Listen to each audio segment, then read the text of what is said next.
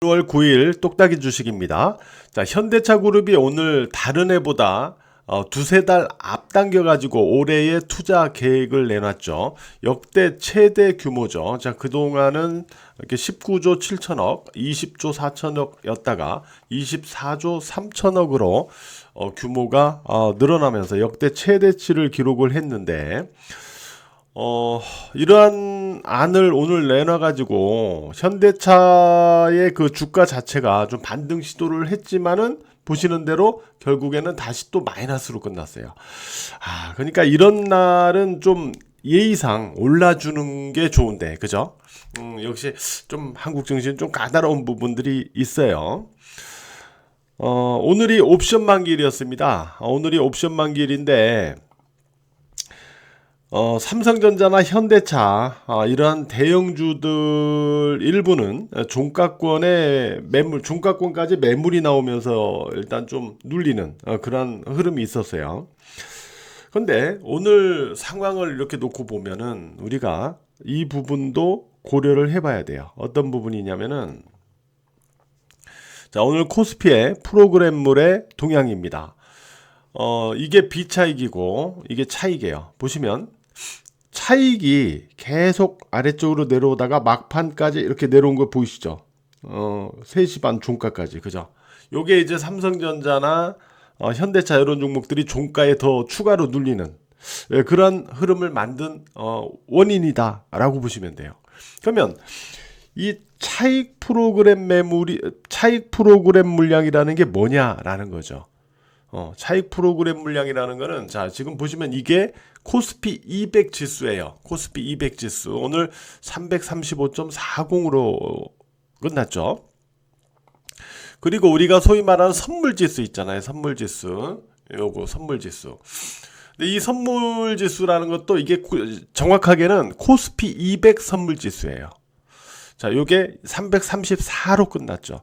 자, 보면 코스피 200 선물보다는 코스피 100 현물이 더 위로 높죠. 335.40 그죠?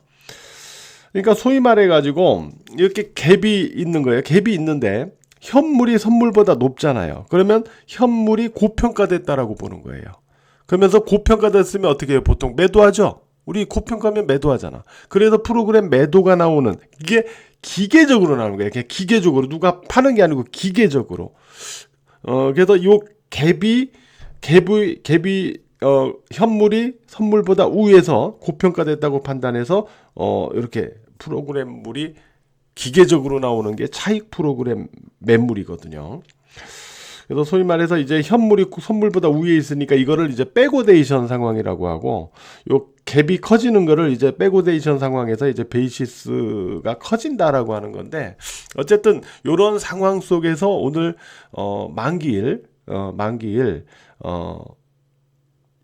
요런 그 상황들이 나타난 거죠. 오늘 이렇게. 근데 여기서 우리가 주목할 게 뭐냐면 비차익은 어떻게 됐어요? 매수로 들어갔어요. 거꾸로. 그죠? 비차익은 매수로 들어갔죠. 그래서 오늘 차익 매도지만 비차익은 매수입니다. 그죠? 이렇게 들어왔어요. 이 얘기는 뭐냐면 오늘의 이 증시에서 오늘 코스피에서 존재했던 이 막판의 매물이나 이런 매물들은 오늘 옵션 만기에 따른 일시적 영향이었다라고 보는 거예요. 일시적 영향.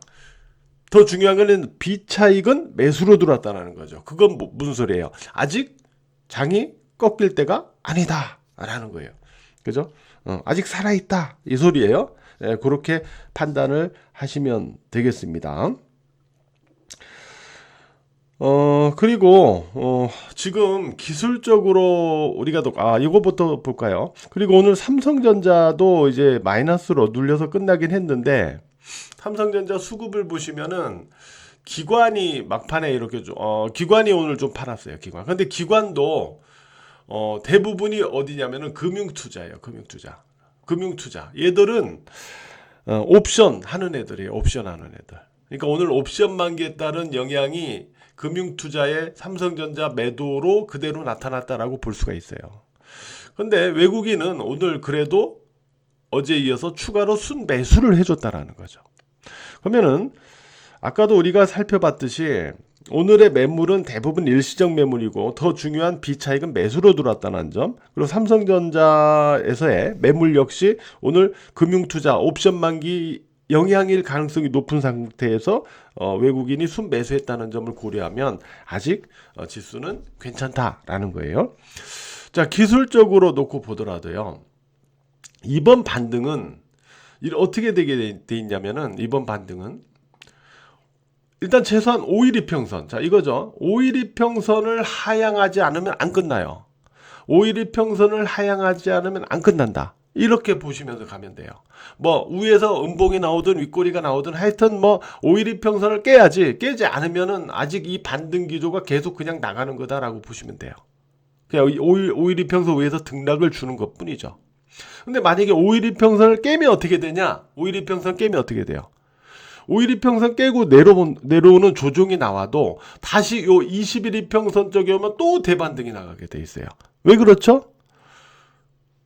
자, 여기서는 20일 이평선이 우하향이에요. 우하향. 그죠? 우하향입니다. 5일 이평선을 깨도 20일 이평선이 지지의 역할을 하지를 못해요. 그런데 여기는 뭐냐면 지금은 뭐냐면 20일 이평선이 우하향에서 우상향으로 전환되는 변곡점에 있는 거예요. 지금은. 그래서 이제는 5일 이평선 깨고 내려와도 20일 이평선에서 다시 또 지지되면서 대반등 시도가 나타나게 된다는 거예요. 그래서 지금 이러한 두 가지의 기회가 계속 있는데 아직 5일 이평선도 깨지 않았기 때문에 지수는 계속 살아있다. 기술적으로도 이렇게 우리가 확인해 볼 수 있습니다. 그리고 또 한 가지 우리가 볼 게 보시면 이제 트럼프 행정부가 이제 20일 날 출범합니다. 20일. 이제 그러니까 한 10일 정도 지나면은 이제 트럼프 행정부가 시작이 돼요. 근데 어제 장 마감할 때 뭐가 갑자기 나왔냐면은 바로 이거죠.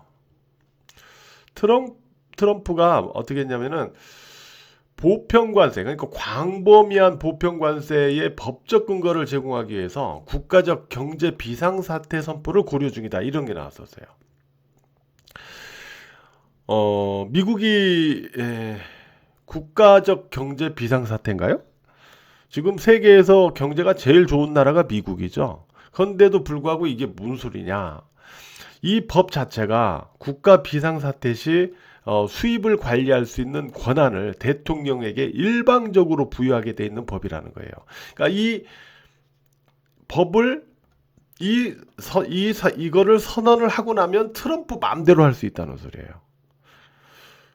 그래서 얘가 이거를 고려하고 있다라고 하는 거거든요. 그런데 이런 부분에도 불구하고 오늘 한국 증시는 크게 반응하지 않았어요.